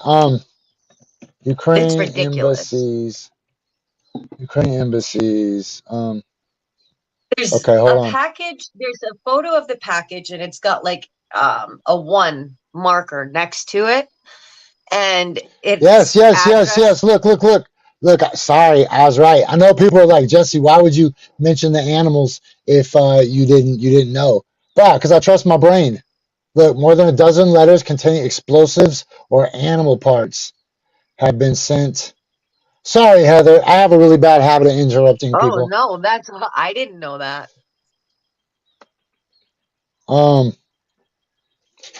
Yeah, so let's see. The San Jose Mercury News, they're not like great, but they let me see. Okay. Hold on. You keep talking. I'm gonna change the screen real quick. I have to do it manually, even though it's Chrome tab. Yeah, I didn't Boom. know what was in the package. I saw the photographs of the package, and that the guy who opened it drove himself to the hospital, and then he was released like an hour or two later. Oh damn. I didn't see any blood on that package. I mean, it was like the thick cardboard kind of envelope that you get at the post office, but I only wow, they saw put that the story one. behind the paywall. What? Oh my gosh. Paywalls are like the worst thing to ever happen to journalism. Seriously. 5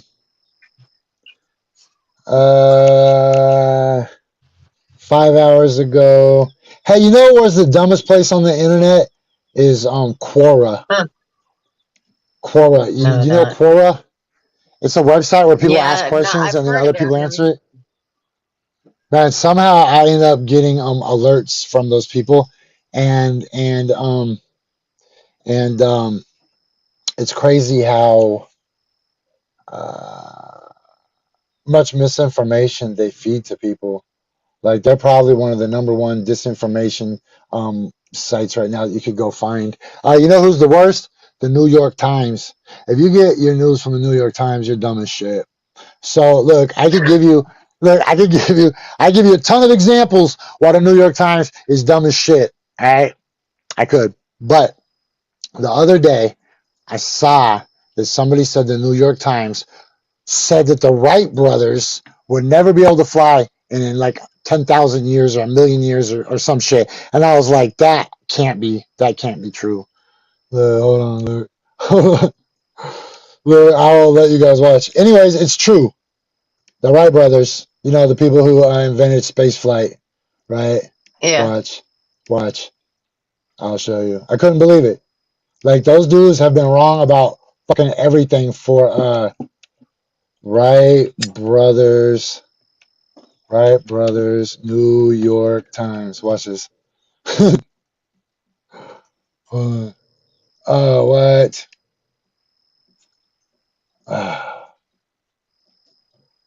God damn it. Okay, look, just take my fucking word for it. Hold on. No, don't do I that. think every article should be held to like a legal standard where they have to either label it entertainment, opinion, or fact. And if you say something is fact, it needs to be like concrete or you can be legally held liable. I couldn't remember. I was like, did they say 1 million or did they say 10,000? My bad. It was 10 million. New York Times once said airplanes would take 10 million years to create, right? Mm-hmm. And then the Wright brothers did it like just like a couple weeks later. Okay, anyways, I just wanted to diss those guys real quick. Man, Heather, I'm so worried for the world.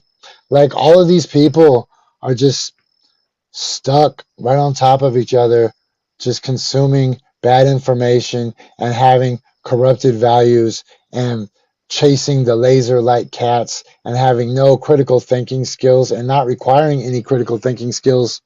Why? Like why? Are they even real people? Are they robots? Are they holograms? Are they clones? Are they aliens? Are they shape-shifting lizards? Like it's idiocracy. It's poor genetics, careless breeding. And I sound horrible, but it's the truth. That's not the one I was looking for, but hey, this is what I want to talk about. Did you see this one? Did you see that the president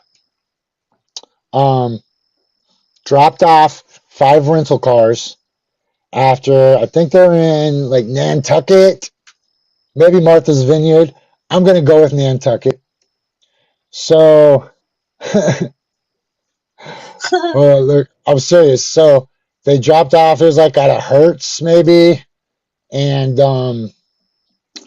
they dropped off 5 fucking rental cars. First of all, why is the Secret Service and the president driving around in rental cars? That is super, super unsafe. But then after they dropped them off, they exploded. Like there's video of the cars blowing up. 5 fucking cars. And they say it was like ignition failure on 5 fucking cars. And they say, well, maybe one of them caught the other 4 cars on fire. Yeah, look, I'll Google it for you. Hold on. Yeah, I didn't hear about that either. 5 rental cars set on fire. Yeah, look. Massachusetts is where the revolution started. That's we had like the Boston Tea Party. Look. Hey, check this out. This is a little embarrassing because it keeps giving me Google as my search engine. Because Dirty told me like a year ago to use some other browser and it made Google my shit. But yeah, look, so this is real. 5 cars rented by the Biden family burst into flames in Nantucket. Once again, my memory serves me right. Nantucket is like a small, well-to-do island off the coast of the Cape.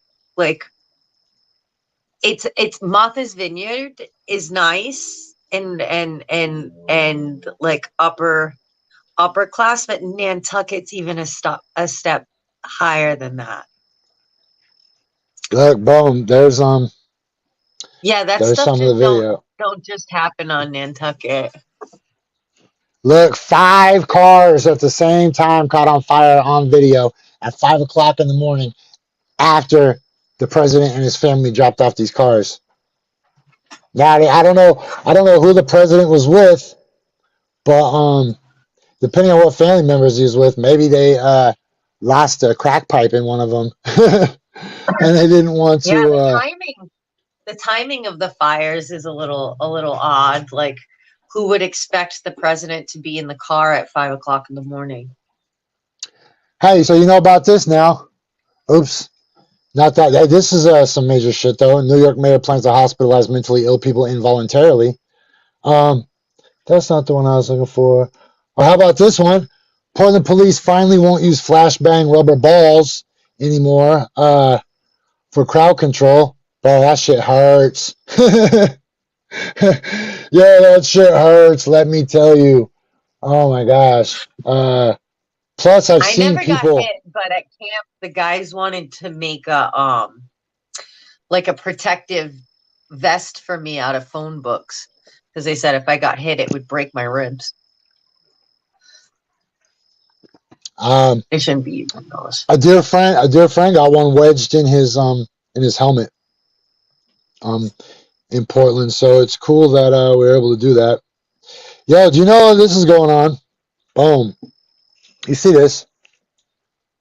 This is what Mordor. I'm doing tonight. I'm gonna go see this shit up close. This is real life hot You lava. should do some TikToks like Lord of the Rings because that definitely looks like Mordor. It does. I'm charging my good phone so I can use the camera. So I can get shit going. Oh my god, 2 hours and I feel like I didn't get anything done that I wanted to talk about. I feel like we're just rambling. I mean, it's good. I got that interview with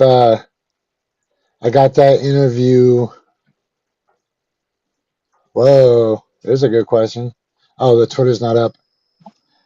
Yo, so Christmas might be canceled this year, depending on what the rail workers unions decide to do, because the Oh, Democrats yeah. fucking sold them out.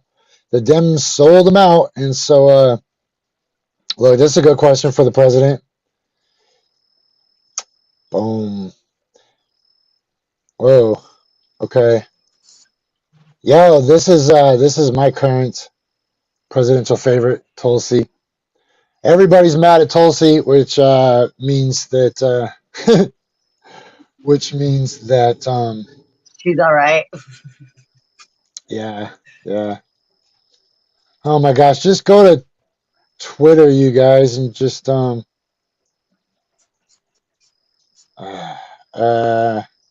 you can just go follow all this stuff yourself. I should have made a. Well, hey, you guys want to see this? But there's a cop kills a dude right there. Boom. Look, I'm not gonna. I wasn't gonna show it, but oh shit.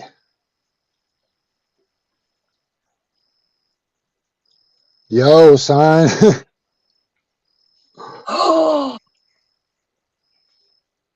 We got we're 10 gonna. minutes. 10 minutes. Really? No way. Well, it's going to be 5 o'clock here, Eastern time. Yeah, 10 minutes. Damn. It's only 2 in the afternoon right now. Yeah. Well, let's just stay here then. Let's Wait for it to wait drop? a sec. Yeah. That's my favorite kind of journalism, live journalism. This in studio shit bothers me because I have to compose my thoughts, produce a show,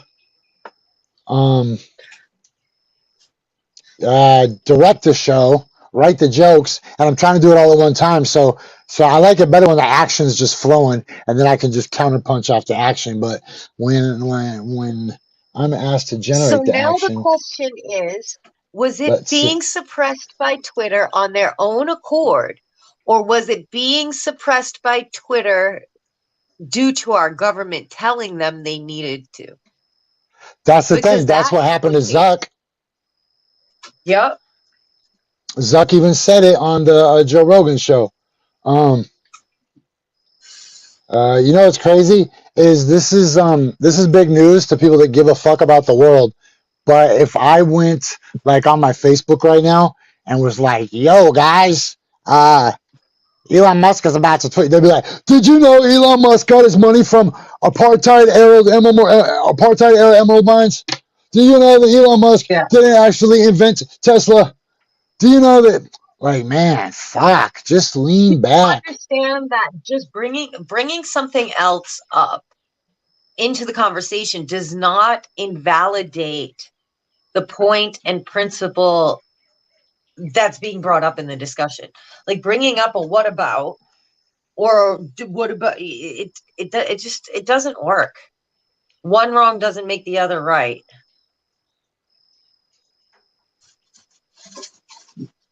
Man, Elon is strange, but you know what? He is probably he's more powerful than the United States president right now. the boom. Hey, and just FYI, I'm on the fence about Elon Musk, right? Full disclosure. I think that as a billionaire, he could be doing maybe more, right? I don't know what the fucking dude does, but I know that I've read a bunch of times that he pays more taxes than like anybody in the fucking country, and they're like, he needs to pay more, and I get it, and I'm not smart enough to discuss the taxation of the elite, but look, what are you going to do? Tax Elon Musk so that the government gets it and they can give it to fucking Ukraine? So they can buy more fucking bombs to put us on the fucking verge of nuclear war? Like, don't give it to the government. Do some altruistic things with it, right? Create foundations, create scholarships. And if you are doing that, then shout out to you, right? But look, here's the thing. The dude gave us satellite internet. He gets shit on. You know, they told Elon Musk, they said, you could solve world hunger for $44 billion that you spent on Twitter, right? Joe Biden spent double that giving it to Ukraine for nothing, to lose a war. They could have lost that fucking war all by them damn selves. You didn't have to shoot $80 billion worth of fireworks into the air. Right? How much time we got? We got it's coming close. Let's see. 7 minutes. 7 minutes.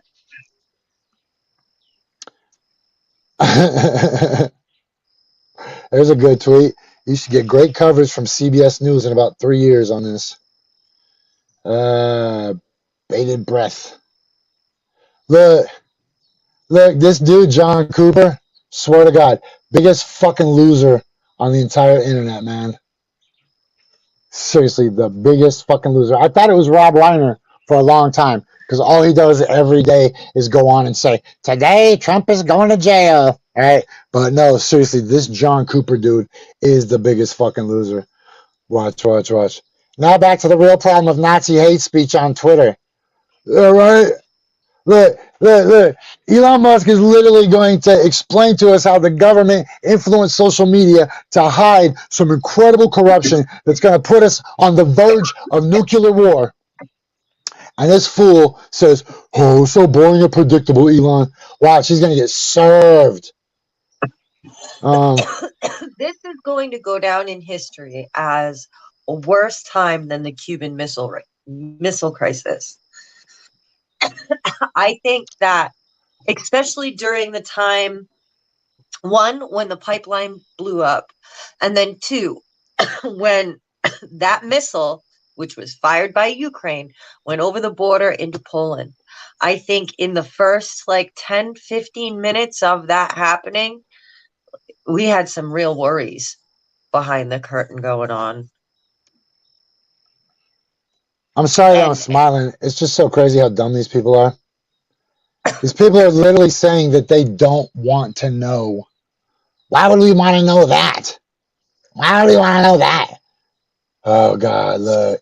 If you got this, you're the dumbest person in the world. Look, they got the vaccine emoji.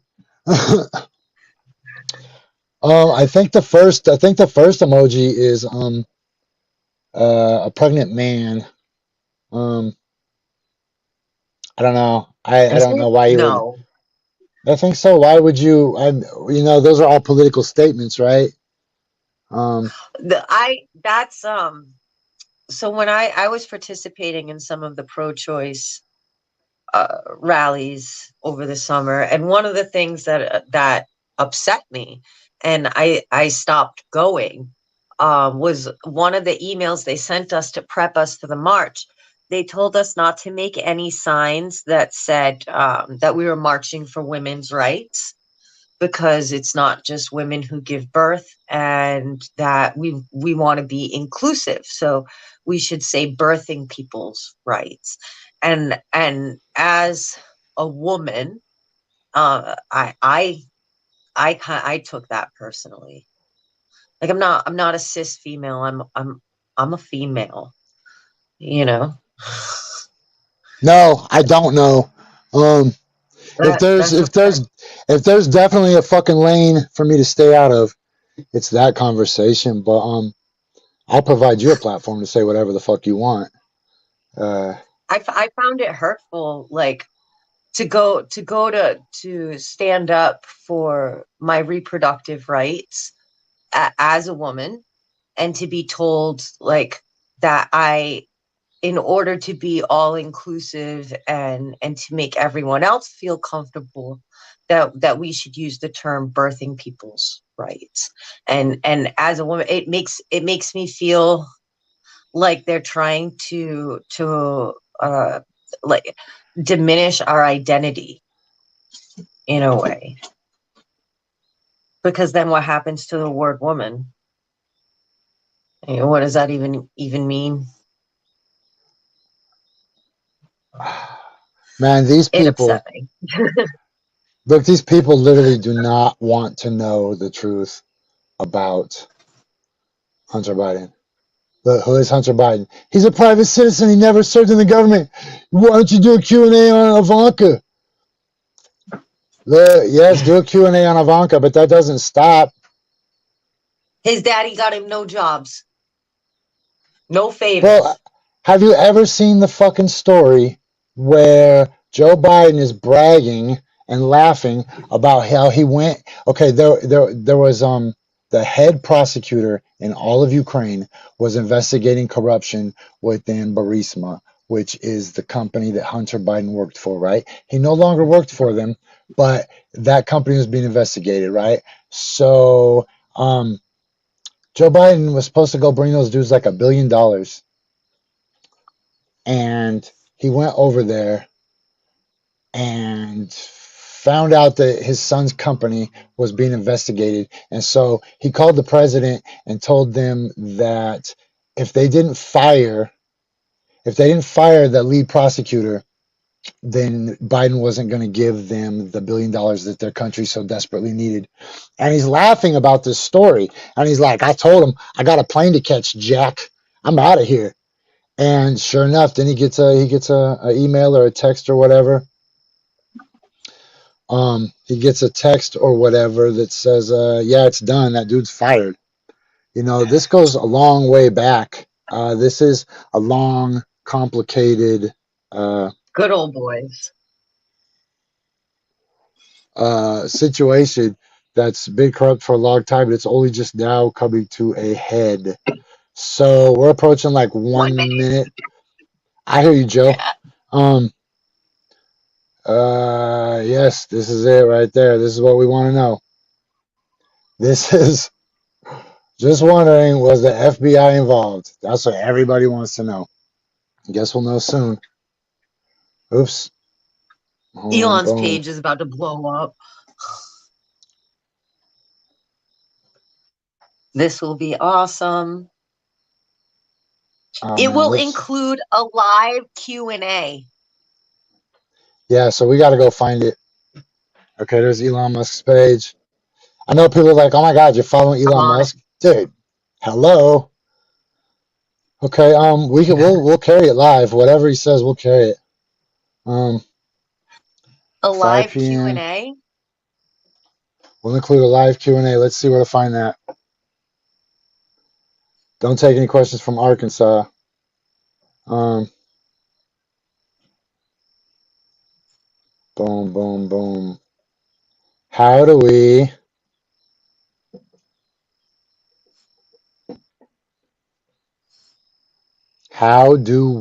see it?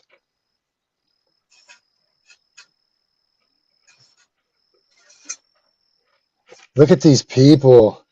Look at these fucking losers, man. Look at these fucking losers. Motorcycle riding cat.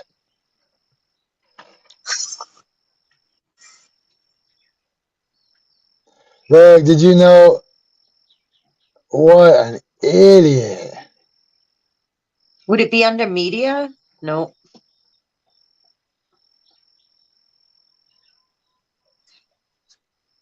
Oh, you mean the same? You mean the same mainstream media that all colluded to suppress the story? That mainstream media? Someone said something.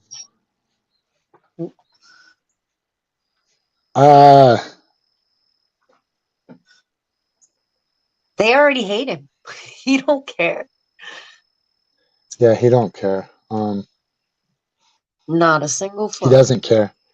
You know what's crazy is people like that dude probably really get off on all the attention of everybody hating him, right? Like it's easy to just dismiss people that hate you as haters, or what to let it influence your self-esteem, right? Like you're like everybody hates me, all my enemies hate me so much. Uh, a megalomaniac narcissist like that um, embraces that shit, right? And that's how I know I'm not as much of a narcissist as people might say, because that shit hurts my feelings when people say mean shit about me. I'm like, oh damn, why would they say that shit? I never Take it go, to that's heart. right, that's right, they're all haters. Nah, I'm like, oh, that's sad. Look, it's 2:02. Where is I information? know he's late. Okay, here's the thing. I'm If we just looking. go back to scrolling, somebody will share it. Um, Oh no, when that's Cameroon. Oh, whoa, okay, it's the cook. Congo and Uganda have been going crazy lately too. They found a bunch of gold on the joining borders between the two countries. So the militias have been going crazy. There's countries that want to move in to get the gold and oil under the national forests. We haven't been able to have our junior ranger program for a while now because of the militias. It's like they're going like Rwanda style. It's bad. oh, this world. I knew that was going to happen as soon as I read that they found a bunch of gold um, in Uganda and Congo, right around where the national parks are. I knew it wasn't going to go well. Damn, dude. Look, Zelensky's oppressing religion right now. Goddamn Nazis. No, they're Crazy, you know. democratic. What are you talking about? They're free. They're fighting for their freedom. You know? If they're fighting for their freedom and what they're fighting for is so good and easily everyone should want to support this, then why do they have to suppress everything that is ethnic Russian or supports like the merging of these countries or making it like an independent state? If you want to be Ukraine, be Ukraine. If you want to be Russian, be Russian. Why? If it's a free country, Wow, right this is here, crazy. I don't give a fuck I don't give a shit what nationality or ethnicity you are. So why, if they're fighting for freedom and to be a democracy and a free country, are they separating people and abolishing religions and banning opposing parties? We don't do that here. Damn, look. Look, Azov Are they joined down? Twitter. Azov joined Twitter in 2014. They're allowed. Look, not a big fan of Jackson Hinkle, but that's just fucking crazy, man. What's more crazy is that people, even though, whoa, damn, look at that number. 90 billion tweets a day. So, Wow. Where's this fucking news? I'm trying to get out of here. Whoa. Whoa. Elon. What? What? Everybody's waiting.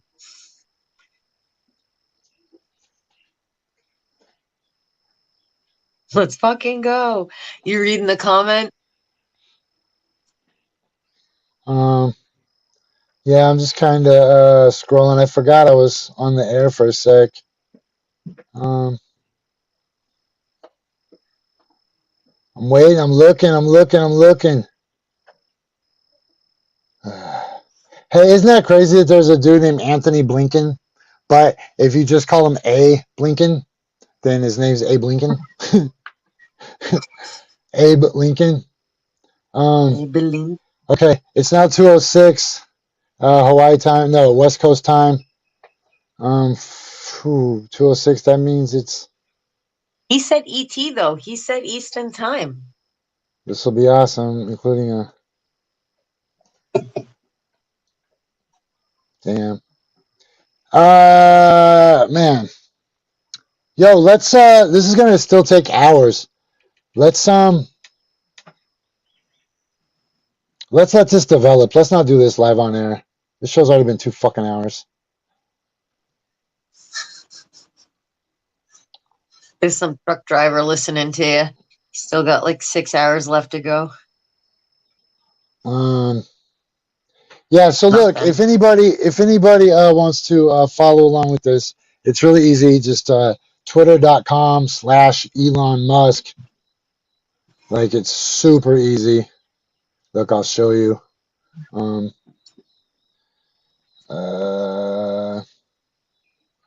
So you should be able to see at the top of my page. Oh, no, you can't. Anyways, it's just twitter.com/Elon Musk. You can watch this. I'll cover it next week. Man, that was a rough ass episode. I promise next week will be better. And this Tuesday night, we will be bringing back Strange Game on a Volcano, which is pretty crazy because the shit that's on my fucking TikTok right now is going to blow you away. Like, the stuff that's on my TikTok right now is so effing crazy. I can't even explain it. I just got to show it to people. I don't know. According to what I'm seeing on the internet, Planet X is on its fucking way. Like, they've been predicting it for a long ass time. And I don't know. All over the internet, there's pictures of 2 suns, and there's pictures of other planets showing up on FAA cameras and weather cameras. And man, I don't know what to make of the information that is coming to me. And I don't want to leap to any conclusions. So I'm going to show it to you guys on Tuesday night, and then you can make a decision if you believe it or not, and we can come to some kind of. Do you think that the approaching planet would be causing the changing in poles that we've seen? Yes. Oh shit. I've heard. Hold on.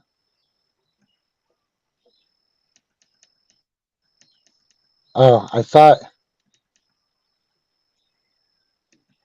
Sorry, I thought that was a new tweet.